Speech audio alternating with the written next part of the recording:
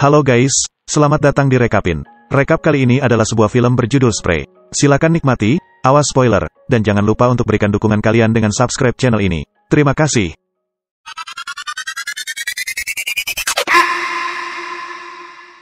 Selama bertahun-tahun, seorang pria bernama Kurt telah mencoba untuk menjadi terkenal secara online. Dia melakukan berbagai macam hal di salurannya Kurt Sword 96, termasuk video, Draw My Life, bermain game, mengulas sepatu, dan berbicara tentang pintasan keyboard favoritnya. Dia juga memamerkan ayahnya, Chris, yang bekerja sebagai DJ dan sudah lama bercerai dengan ibu Kurt. Karena ibunya sangat marah atas hal ini, Kurt memutuskan untuk menjadi anak yang baik dan tinggal bersamanya sambil mencari uang dengan mengasuh anak. Tidak peduli seberapa banyak ia merekam, Kurt belum menemukan penonton setia untuk videonya. Jumlah penontonnya tidak pernah mencapai 2 digit. Hal ini sangat berbeda dengan Bobby dan salurannya Bobby Basecamp, seorang anak yang dulu diasuh oleh Kurt dan sekarang menjadi influencer terkenal. Kurt menganggap dirinya sebagai teman Bobby, tetapi Bobby hanya mentolerirnya dan menjauhkannya dari kameranya sendiri. Setelah 10 tahun gagal melakukan streaming, Kurt mencapai titik puncak dan siap untuk memberikan kesempatan terakhir pada salurannya dengan sesuatu yang ia sebut The Lesson, yang dimaksudkan untuk mengajari orang-orang cara mendapatkan pengikut online. Dia mulai dengan mempersiapkan mobilnya dengan banyak kamera dan banyak botol air, dan mengatakan bahwa ini adalah langkah pertama dari The Lesson. Jika Anda tidak mendokumentasikan diri Anda sendiri, maka Anda tidak ada. Mobil ini akan digunakan oleh Kurt untuk bekerja sebagai pengemudi untuk aplikasi berbagi tumpangan bernama Spray, dan penumpang pertama yang ia jemput adalah seorang pria yang menolak mengenakan sabuk pengaman dan curiga terhadap kamera, tapi Kurt hanya mengatakan kepadanya bahwa kamera itu untuk perlindungan. Pria ini juga mengkhotbahkan Injil supremasi kulit putih dan Kurt khawatir rasisme ini dapat melukai para penonton siaran langsungnya, yang saat ini hanya Bobby. Ia mulai mengemudi dengan sedikit lebih ugal-ugalan. Pria itu mengeluh, tetapi Kurt hanya mendorongnya untuk minum air kemasan gratisnya. Ternyata air tersebut telah diracuni, dan Kurt bahkan membuat sebuah video tutorial tentang bagaimana cara meminumnya tanpa ketahuan. Kemudian Kurt menyetel musik dan menerobos lampu merah saat pria itu meninggal di kursi belakangnya, batuk-batuk dan menghembuskan nafas terakhirnya. Satu-satunya penonton Kurt, Bobby, mengira bahwa pembunuhan tersebut hanyalah sebuah aksi untuk menarik perhatian, namun Kurt tidak mempermasalahkannya karena ini adalah bagian dari The Lesson. Pada awalnya tidak ada yang bisa mengetahui bahwa apa yang dia lakukan adalah nyata, karena dia ingin menyelesaikan sebanyak mungkin tanpa terdeteksi untuk mendapatkan perhatian maksimal di kemudian hari. Penumpang Kurt berikutnya adalah seorang maklar yang meninggalkan tanda pengenalnya di bagasi. Setelah beberapa obrolan, dia mengambil botol air atas pilihannya sendiri, dan dengan cepat menjadi korban kedua Kurt. Kurt pergi ke kursi belakang untuk menunjukkan tubuhnya dengan benar di depan kamera dan bahkan bercanda bahwa dia mungkin akan meminum air itu juga. Pada saat itu Chris menelpon Kurt untuk meminta tumpangan, namun Kurt menutup teleponnya. Kemudian dia melanjutkan untuk menutupi jejaknya. Dia membuka kunci ponsel wanita tersebut menggunakan wajahnya yang sudah mati dan memberikan 5 bintang pada aplikasi tumpangannya. Kemudian dia menjawab pesan teks dengan pesan kasar agar wanita itu tidak diharapkan di rapat kerja. Setelah menyingkirkan mayat tersebut, Kurt menjemput penumpang berikutnya, seorang pemakan daging yang kasar bernama Mario. Kurt mencoba memainkan beberapa musiknya sendiri tetapi Mario mengeluh tentang hal itu. Dia juga menolak untuk menyentuh air gratis. Kemudian Kurt mengambil jalan memutar untuk menjemput penumpang lain, mengabaikan keluhan Mario karena dialah yang memilih opsi kolam renang. Penumpang tersebut adalah seorang influencer dan komedian terkenal bernama Jesse, yang membatalkan perjalanan segera setelah dia mendengar Mario merayunya dan berjalan pergi. Mario mendorong Kurt untuk mengikutinya dan Kurt menawarkan untuk mengantarnya secara gratis hanya untuk mengantarnya ke mobil. Saat mengemudi, Kurt mendengar bahwa ia memiliki banyak pengikut dan bertanya bagaimana ia melakukannya, dan ia menjawab bahwa ia sangat lucu. Kemudian Kurt terus meminta bantuan dan Mario terus menggodanya dengan komentar-komentar yang sangat tidak pantas. Jadi Jesse merekam semuanya untuknya media sosial sebelum meninggalkan mobil, karena muak dengan kedua pria menyeramkan yang mengganggunya. Sekarang Kurt kesal karena dia kehilangan kesempatan untuk berteman dengan seorang influencer yang benar-benar sukses, jadi dia tiba-tiba mengubah rute dan membawa Mario ke lokasi konstruksi yang jauh. Dia menyetir dengan sangat cepat hingga Mario mulai merasa mual, dan Kurt menyuruhnya keluar dari mobil agar tidak muntah di kursinya. Mario mengeluh tetapi tetap pergi karena dia harus buang air, dan pada saat itu, Kurt memainkan lagunya sendiri dengan volume penuh dan menambah kecepatan hingga menabrakkan mobilnya ke Mario, membuat tubuh Mario terbang di atas mobil dan mendarat di jendela depan untuk mendapatkan sudut pandang yang sempurna untuk kamera. Setelah membuang mayat Mario dan membersihkan mobilnya, Kurt menguntit Jesse di media sosialnya dan melihat bahwa dia memiliki pertunjukan stand-up malam itu. Dia melihat ini sebagai pertanda, bahwa dia dan Jesse adalah dua hal besar yang akan terjadi pada malam yang sama. Jelas Kurt belum menjadi besar, karena dia masih memiliki 1 digit penonton dan satu-satunya pemberi tipnya adalah Bobby, yang masih berpikir bahwa pembunuhan itu palsu. Itu karena dia adalah pencipta yang sangat palsu. Dia selalu mengerjai para tunawisma dan saat dia seharusnya menolong mereka, itu semua hanya akting di depan kamera. Ini tidak seperti Jesse, yang disukai orang karena dia sangat tulus dan mudah bergaul. Beberapa saat kemudian, Kurt berhenti di pom bensin, di mana dia menyingkirkan tanda maklar dan mengisi ulang tangki sambil berdebat dengan Bobby, yang mengatakan kepadanya bahwa dia membosankan dan bahwa dia harus membumbui alirannya.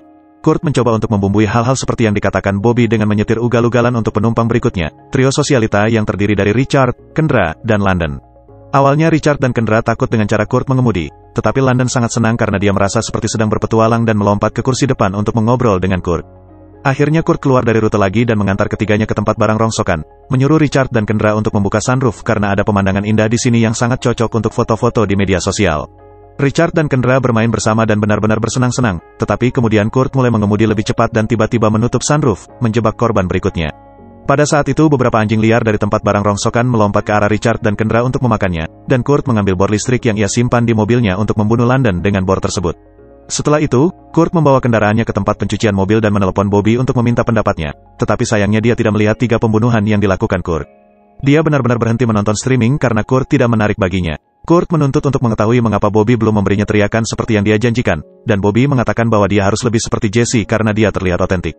Kurt memeriksa media sosial Jesse lagi, namun kecemburuan membuatnya berkomentar pedas dengan cara yang paling cerewet, seperti mengatakan bahwa dia bahkan tidak merekam ceritanya secara vertikal.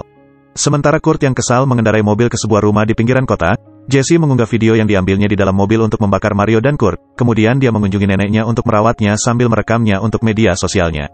Tiba-tiba pintu berdering dan dia khawatir karena tidak ada orang yang datang. Tapi yang datang hanyalah Mike, seorang rekan komedian yang ingin berdiskusi beberapa hal yang berhubungan dengan pekerjaan.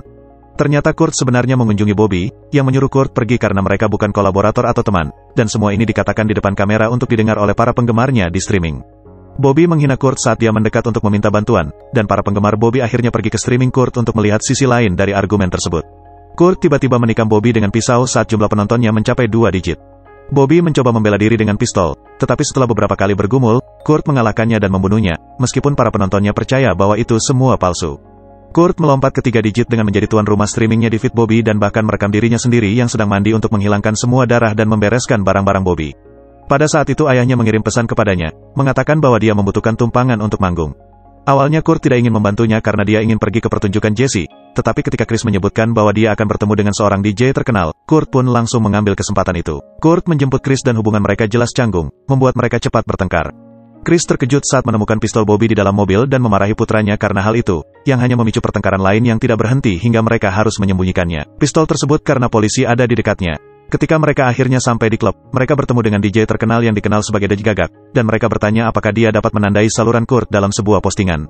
Awalnya dia menolak, namun kemudian dia bosan berada di sana dan setuju untuk melakukan teriakan tersebut jika Kurt mengantarnya ke truk taco.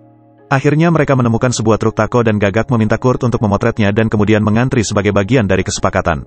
Antriannya cukup panjang, jadi Kurt berbagi cerita menjijikkan untuk menakut-nakuti pelanggan.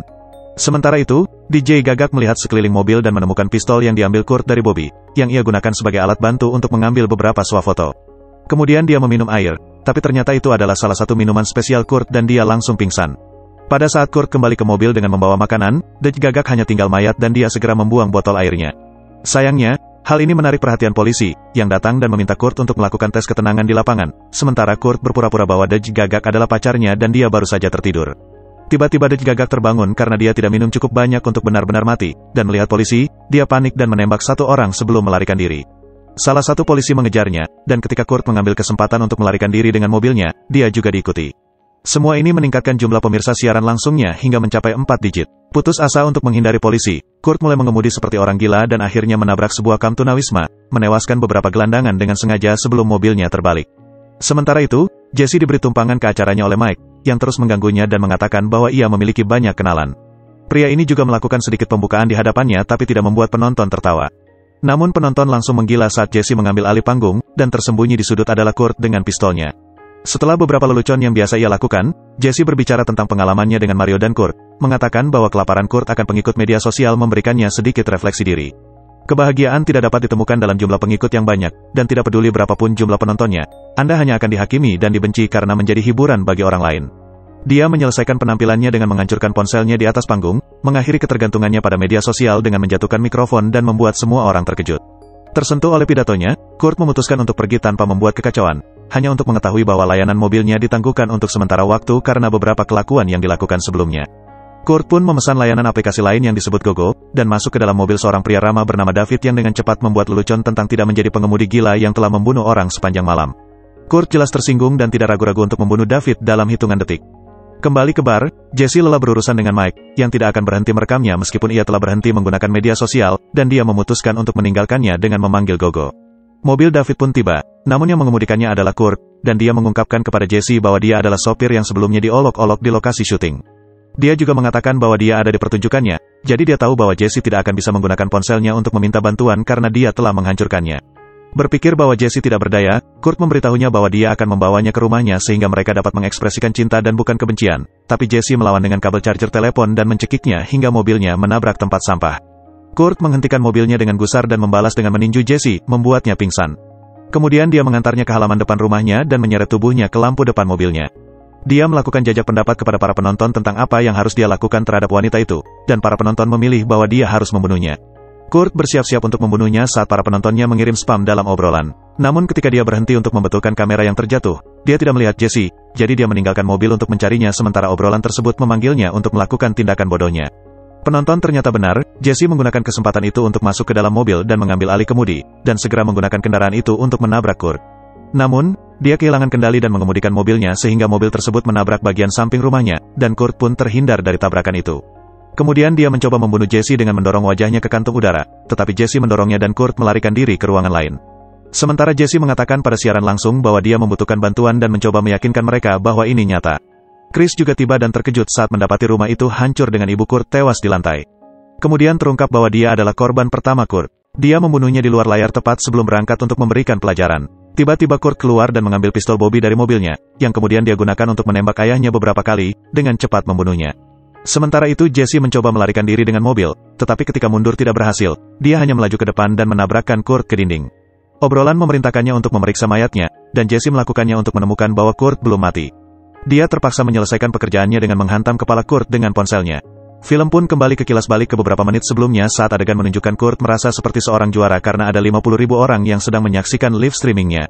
Hari-hari berikutnya, kasus Kurt menjadi berita viral. Jesse akhirnya menjadi lebih terkenal dari sebelumnya sebagai ratu multimedia, dan meskipun Kurt dibenci oleh semua reporter, dia dipandang sebagai pahlawan oleh beberapa bagian dari internet yang lebih kotor seperti 4chan dan Reddit. Forum-forum ini dipenuhi dengan pemujaan terhadap Kurt. Salah satu pengguna mengungkapkan bahwa mereka sedang membuat film tentangnya yang berjudul Spray. Terima kasih sudah menonton video ini. Silakan tinggalkan komentar dan subscribe untuk rekap film yang lebih banyak lagi. Sampai jumpa di video selanjutnya guys.